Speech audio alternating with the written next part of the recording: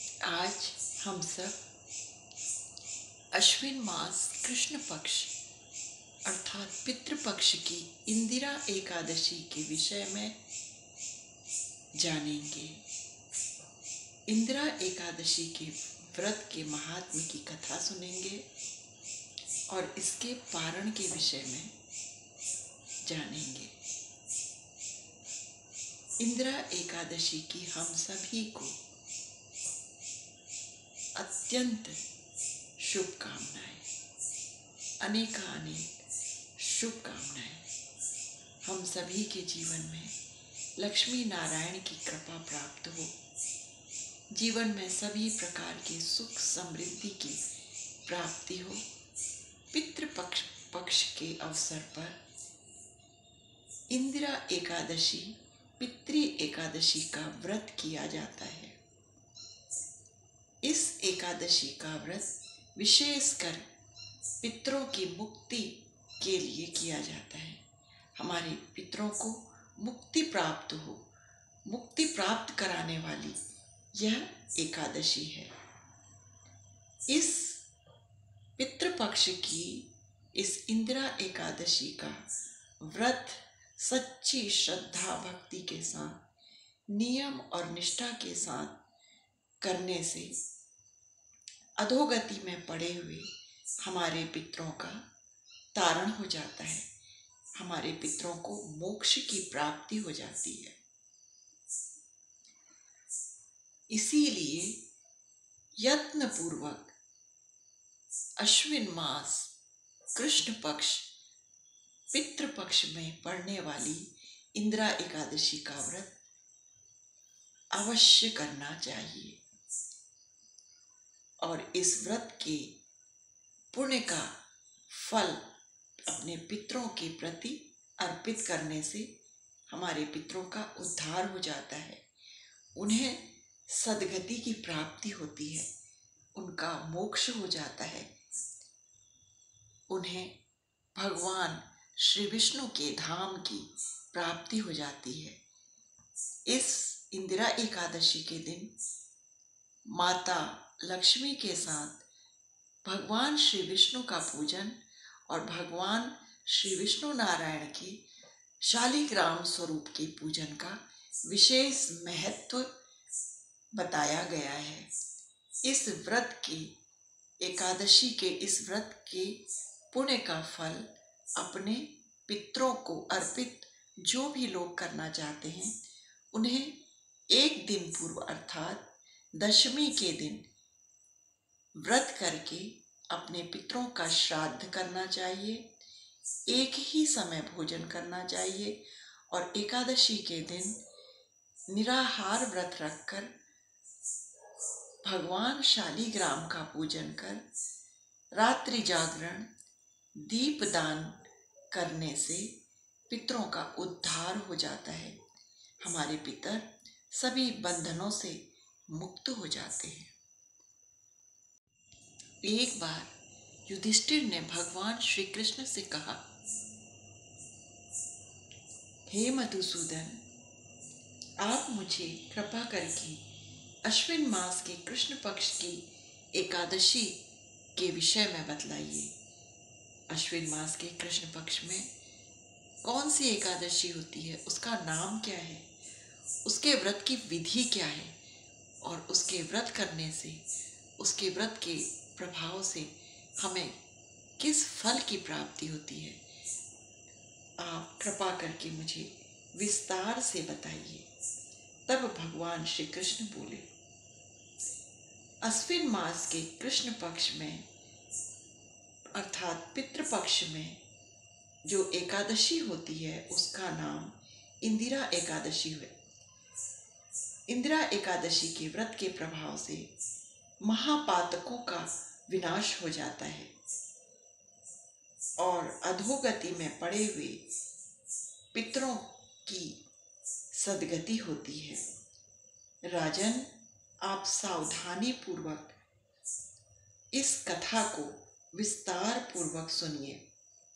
इस कथा की महात्म्य का श्रवण करने से वाजपेय यज्ञ का फल प्राप्त होता है। राजन, पूर्व काल की बात है। सत्ययुग में इंद्रसेन नाम से विख्यात एक राजकुमार थे, जो महिष्मतीपुर के राजा होकर धर्मपूर्वक प्रजा का पालन करते थे। इस प्रकार धर्मानुकूल जीवन जीने के कारण उनका यश चतुर्दिक फैल चुका था।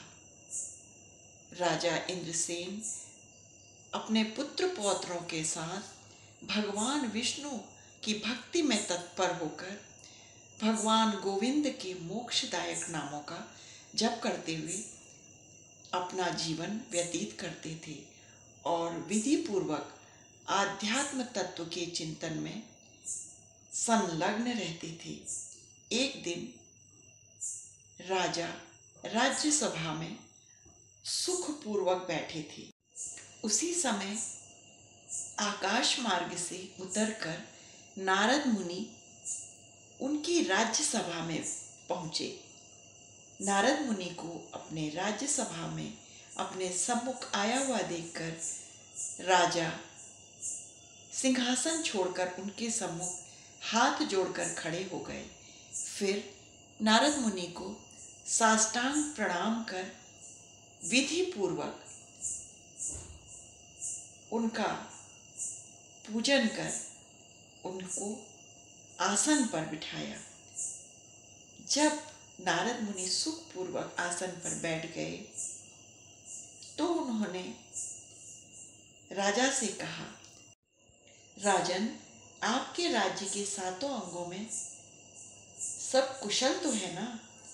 आपकी बुद्धि निरंतर धर्म में लगी रहती है तथा आप भगवान विष्णु के भक्ति तथा प्रेम में निमग्न रहते हैं। देवर्षि के इस वचन को सुनकर राजा ने उनसे कहा, देवर्षि, आपकी कृपा से मेरा हर प्रकार से कुशल है।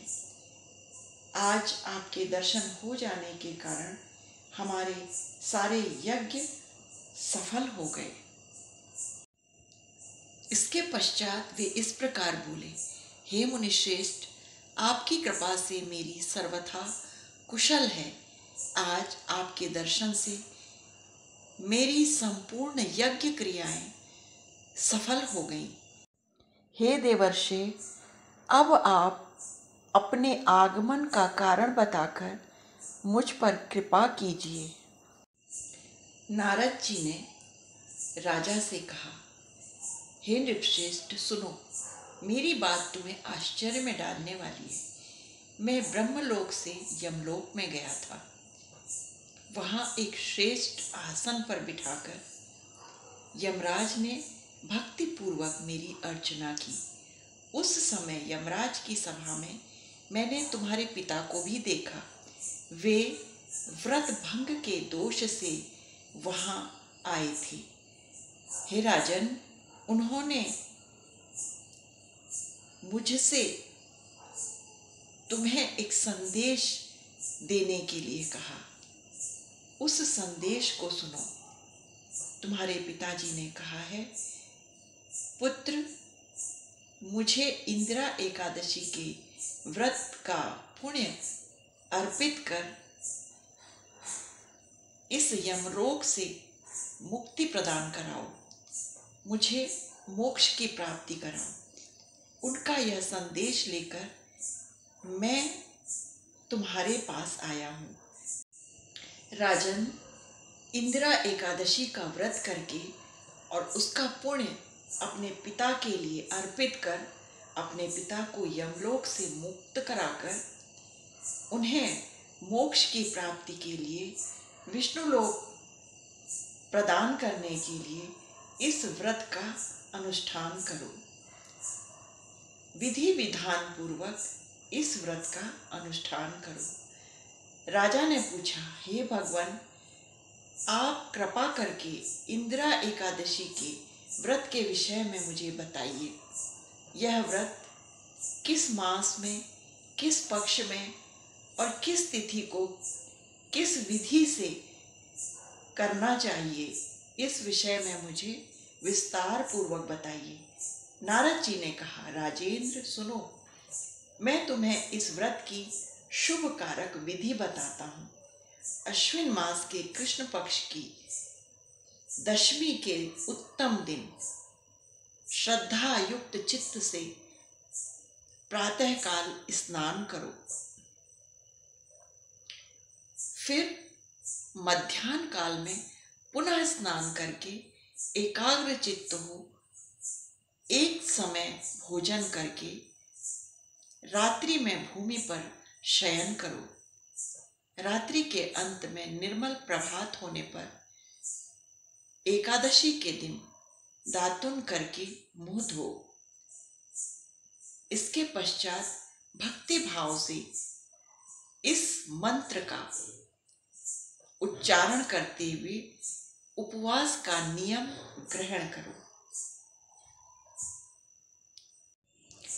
अद्य स्थित्वा निराहारः सर्वभोग विवर्जितः श्वो भोक्ष्ये पुंडरीकाक्ष शरणं मे भवाच्युत। हे कमल नयन भगवान नारायण, आज मैं सब भोगों से अलग हो निराहार रहकर कल भोजन करूंगा।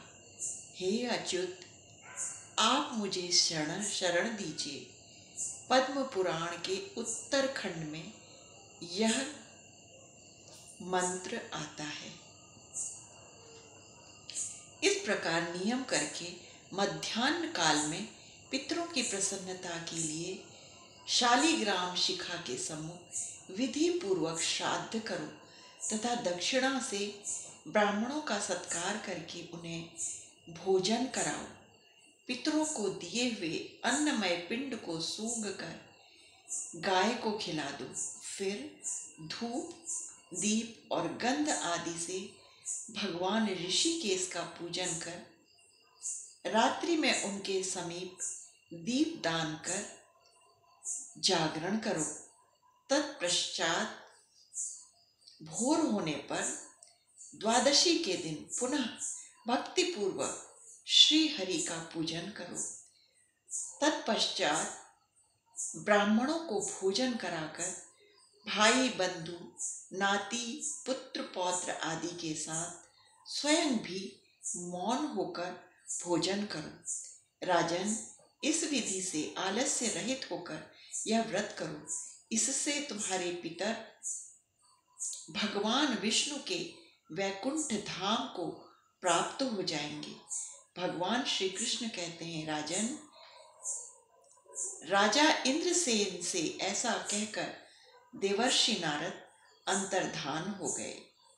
राजा ने उनकी बताई हुई विधि से अंतःपुर की रानियों, पुत्रों, पौत्रों, भृत्यों सहित इस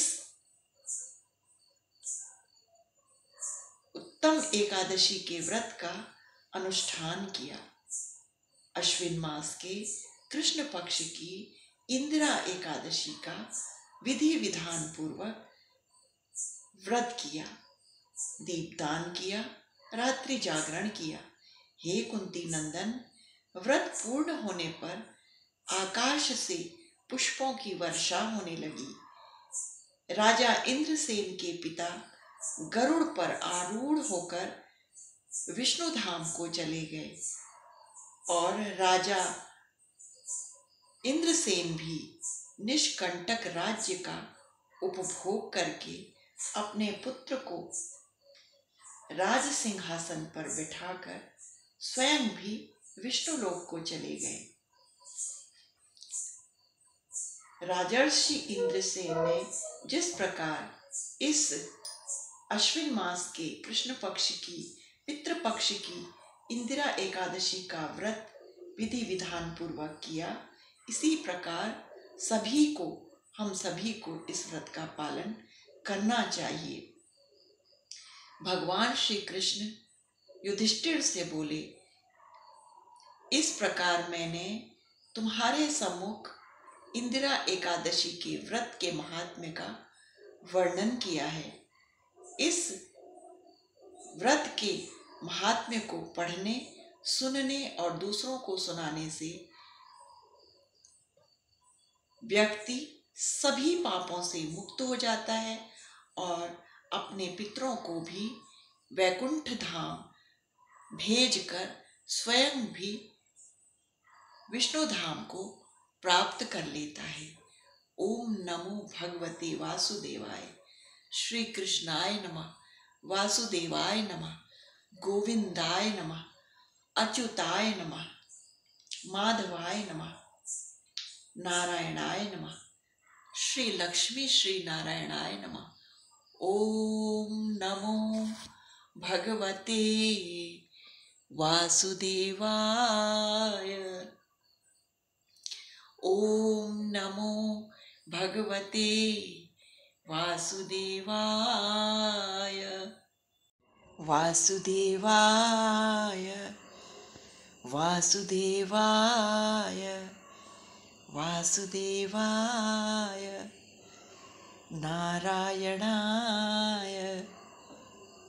गोविंद गोविंद गोविंद गोविंद गोविंद गोविंद गोविंदाय नमो नमः।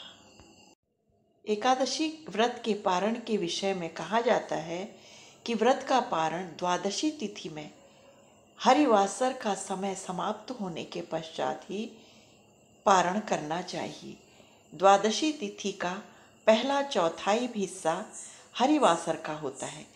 द्वादशी तिथि का प्रारंभ समय 17 सितंबर 2025 दिन बुधवार रात्रि 11:42 और द्वादशी तिथि की जो समाप्ति है वह 18 सितंबर 2025 दिन गुरुवार 11:26 पर है।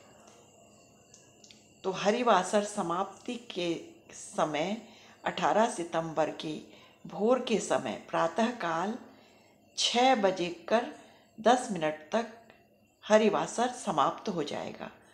तो एकादशी का पारण प्रातः 6:15 से 8:40 तक किया जाएगा।